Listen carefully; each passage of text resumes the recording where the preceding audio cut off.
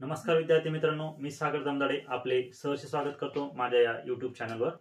आपण सर्वजण आता सध्या टीईटी परीक्षेच्या बद्दल विचार करत आहात आणि टीईटी परीक्षेविषयी आपल्या मनात बरेचशा शंका आहेत। त्याच संदर्भात सर्व प्रश्नांची उत्तरे तुम्हाला या व्हिडिओमध्ये बघायला भेटणार आहे। सर्वात महत्त्वाचं म्हणजे टीईटी संदर्भात असणारे जर तुमचे काही प्रश्न असतील तर तुम्ही मला कमेंटमध्ये शेअर करू शकता। त्याच बरोबर जर टीईटी संदर्भात तुम्हाला तयारी करायची असेल तर तुम्ही हा नक्की व्हिडिओ बघा आणि शेवटपर्यंत बघा, लाईक करा, इतरांबरोबर सबस्क्राइब करायला सुद्धा इतरांबरोबर शेअर करायला विसरू नका आणि स्वतःही सबस्क्राइब करा। ओके, तर चला बघूया या चॅनल मधून तुम्हाला टीईटी परीक्षेविषयी अभ्यास करून तुम्ही पुढे भावी शिक्षक होऊ शकतात। तुम्हाला भावी शिक्षक होण्यासाठी आता सध्या पहिली ते आठवी पर्यंत तुम्हाला टीईटी परीक्षा कंपल्सरी आहे, पण आता नवीन शैक्षणिक धोरणानुसार 12वी पर्यंत टीईटी परीक्षा कंपल्सरी होणार आहे। सो त्यामुळे टीईटी परीक्षेचा अभ्यास तुम्हाला अनिवार्य आहे। चला तर मग ही टीईटी परीक्षा दोन प्रकारे घेतली जाते। एक घेतली जाते केंद्र सरकारमार्फत आणि दुसरी घेतली जाते राज्य सरकारमार्फत। केंद्र सरकारमार्फत जी परीक्षा घेतली जाते तिला म्हटलं जातं सीटीईटी, सेंट्रल एलिजिबिलिटी टेस्ट। दुसरी आहे महाराष्ट्र टीचर एलिजिबिलिटी टेस्ट, म्हणजे महाराष्ट्र सरकारमार्फत जी घेतली जाते ती। जर तुम्ही सेंट्रल एलिजिबिलिटी टेस्ट पास झाला तर तुम्ही भारतामध्ये कोणत्याही शाळेमध्ये अप्लाय करू शकता, तुम्हाला इतर कुठली टीईटी द्यायची गरज नाही। आणि जर तुम्ही स्टेटची टीईटी पास झालात तर तुम्हाला फक्त ती स्टेट पुरती ती मर्यादित असेल। ओके, आता ह्या टीईटीचे दोन भाग आहेत। एक पहिला भाग आहे पेपर 1 आणि दुसरा भाग आहे पेपर 2। आता ह्या पेपर 1 आणि पेपर 2 मध्ये काय फरक आहे तर पहिली ते 5वी साठी प्रायमरी स्तरावर तुम्हाला पेपर 1 परीक्षा उत्तीर्ण असणे आवश्यक आहे। तर तुम्हाला 5वी पासून तर आता सध्या 8वी पर्यंत किंवा भविष्यात आता 5वी पासून तर 12वी पर्यंत पेपर 2 ही परीक्षा अनिवार्य आहे। मग आता या संदर्भात आपल्याला हे दोन्ही पेपर पास होणं आवश्यक आहे। चला तर बघूया याचा जो काही स्वरूप आहे हे कशा प्रकारचं आहे। पेपर 1 साठी आणि पेपर 2 साठी तुम्हाला बालमानसशास्त्र व अध्यापनशास्त्र हे दोन्ही विषय पेपर 1 आणि पेपर 2 ला सारखेच आहे। पेपर 1 मध्ये हा विषय 30 मार्काला आहे, पेपर 2 मध्ये सुद्धा 30च मार्काला आहे। त्यानंतर बघा मराठी विषय, जर तुम्ही महाराष्ट्राची परीक्षा देत आहात तुम्हाला मराठी हा विषय इकडे कंपल्सरी आहे। इथे लँग्वेज म्हणून येतो, लँग्वेज मध्ये तुम्ही मराठी किंवा तुमची जी भाषा असेल ती पेपर 1 म्हणून देऊ शकतात। त्यानंतर पेपर 2 साठी तुमची इंग्लिश भाषा आहे, इथे तुम्ही इंग्लिश वापरू शकता। सीटीईटी मध्ये मात्र ज्यावेळेस तुम्ही द्याल त्यावेळेस तुम्ही इथे सीटीईटी मध्ये इंग्लिश त्याच्याबरोबर हिंदी सुद्धा तुम्ही सेकंड लँग्वेज म्हणून देऊ शकतात। आता यानंतर बघा ह्या जो दोन पेपर आहे याला लँग्वेज म्हटलं तर लँग्वेज 1 आणि लँग्वेज 2। पेपर 1 आणि पेपर 2 साठी हे दोन्ही पेपर लँग्वेज 30 मार्काला आहे। त्यानंतर बघा पुढचा पेपर आहे गणिताचा। पेपर 1 मध्ये गणित हा विषय तुम्हाला 30 मार्काचा आहे। यामध्ये महाराष्ट्र शासनाच्या परीक्षेमध्ये तुम्हाला 30 मार्काला गणिताची उदाहरणे असतात। त्याचबरोबर थोडेसे अप्लाइड मॅथमॅटिक्स म्हणजे ज्यामध्ये आपण म्हणतो की प्रॅक्टिकल उदाहरणं एखाद्या विद्यार्थ्याला समस्या देऊन त्या समस्येवर तुम्ही कसे उत्तर देतात ते त्यांना अपेक्षित असतं। त्यानंतर पुढे बघा पुढचा पेपर आहे परिसर अभ्यास। हा परिसर अभ्यासाचा जो पेपर आहे तो तुमचा इतिहास, भूगोल आणि विज्ञान यांचा मिळून बनलेला आहे। यावर आधारित 30 प्रश्न असतात आणि प्रत्येक प्रश्नाला अनुसरून तुम्हाला 30 प्रश्न 30 गुणांना असतात। अशा प्रकारे हा जो पेपर 1 आहे तो पूर्णपणे 150 मार्कांचा म्हणजे 150 मार्कांचा पेपर आहे।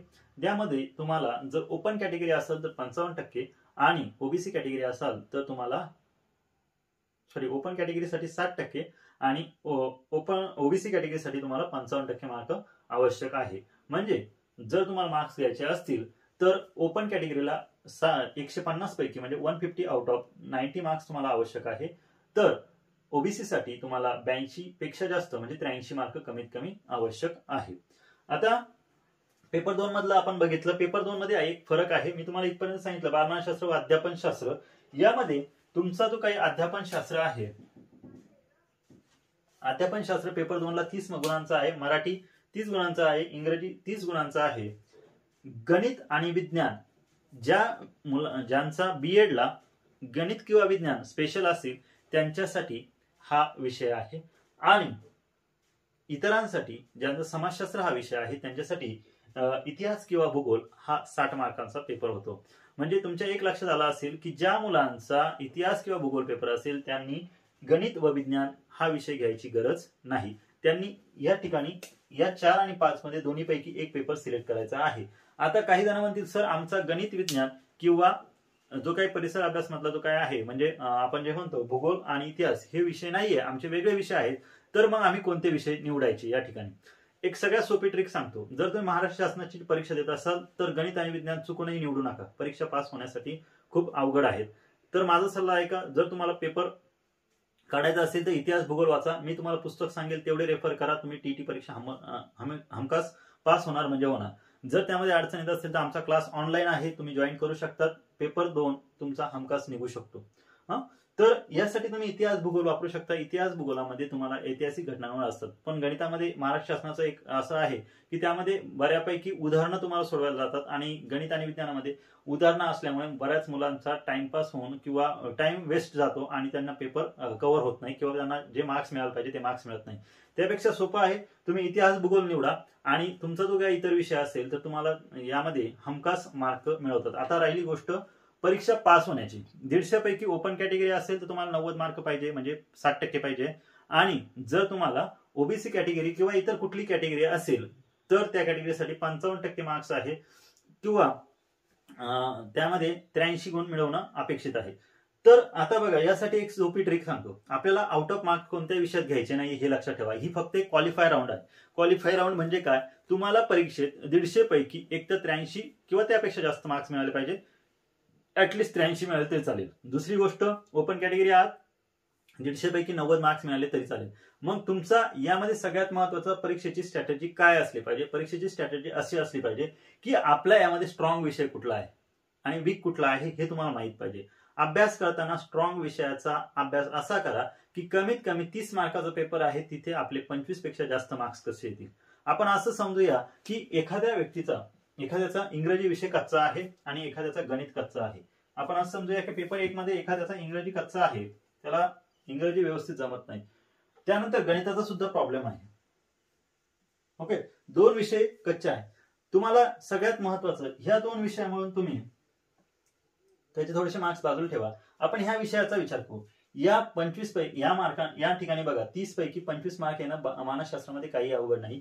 त्यानंतर मराठीमध्ये सुद्धा तुमचे 25 पेक्षा जास्तच मार्क्स येतात. त्यानंतर परिसर अभ्यास, इथेही तुमचे 25 पेक्षा जास्त मार्क्स जर आले, किंवा आपण 25 मार्क जर धरले तर 25-75 होतात. राहिले किती, ह्या 2 विषयामुळे तुम्हाला फक्त 15 मार्क घेण्याची आवश्यकता आहे. जो तुम्हाला अवघड विषय वाटतो त्या अवघड विषयाकडे थोडासा काळजीपूर्वक विचार करा. तिथे तुम्हाला फक्त 15 मार्क घ्यायचे, बाकी ठिकाणी फक्त 25 मार्क जरी घेतले तरी तुम्ही सहज परीक्षा उत्तीर्ण होऊ शकतात. एक्सेप्शनल तुम्हाला 60 मार्क आहे, 60 मार्क तुमच्या हातात आहे, ते गेले तरी काही हरकत नाही, पण 90 मार्क तुमचे कंपल्सरी आले पाहिजे. मग त्या दृष्टीने तुमचा प्रयत्न असला पाहिजे. दुसरी गोष्ट, आता इकडे पेपरमध्ये काही जणांचं कसं आहे, आता जो स्ट्रॉंग विषय आहे तो त्यांचा स्ट्रॉंगच असणार आहे. बघा या ठिकाणी पेपर 2चं बघा, पेपर जो काही आहे तो स्ट्रॉंग आहे. इंग्रजी वीक आहे किंवा मराठी वीक आहे, यापैकी कोणाचं तरी लँग्वेज एक वीक असणार आहे.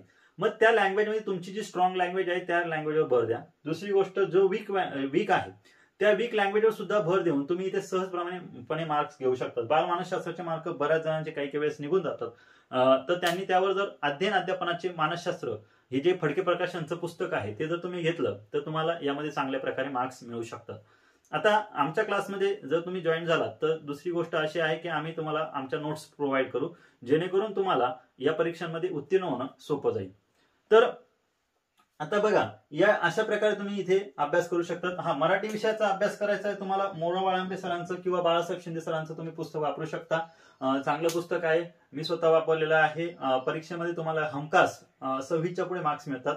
दुसरी गोष्ट, नुसतं हेच पुस्तक वापरू नका, याबरोबर शाळेचे पाठ्यक्रमाचे जे पाठ्यक्रम आहे 1ली ते 10वी पर्यंत त्या पुस्तकांचा सुद्धा अभ्यास करा. बाजारातली पुस्तके वापरतात ते ठराविक विषयांसाठी योग्य आहेत, सर्व विषयांसाठी नाही. त्यानंतर बघा, मराठी विषयासाठी तुम्हाला या ठिकाणी लेखक परिचय वगैरे आहेत ते तुम्ही यामधून करू शकतात. विशेष करून 5वी आणि 8वी स्कॉलरशिपचं पुस्तक अभ्यासाला विसरू नका.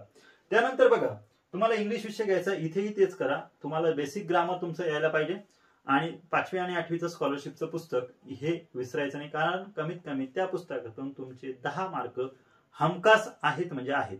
कमीत कमी 10 मार्क्स सांगितलं, म्हणजे मराठीचे 10 मार्क्स येतात कमीत कमी आणि गणिताचे सुद्धा 10 मार्क्स धरून चला. तर त्यानंतर बघा, गणित आणि विज्ञानाचा अभ्यास करताना तुम्ही शालेय पाठ्यपुस्तकं 10वी पर्यंतची पुस्तकं तुमची कंपल्सरी व्यवस्थित आलेली पाहिजे.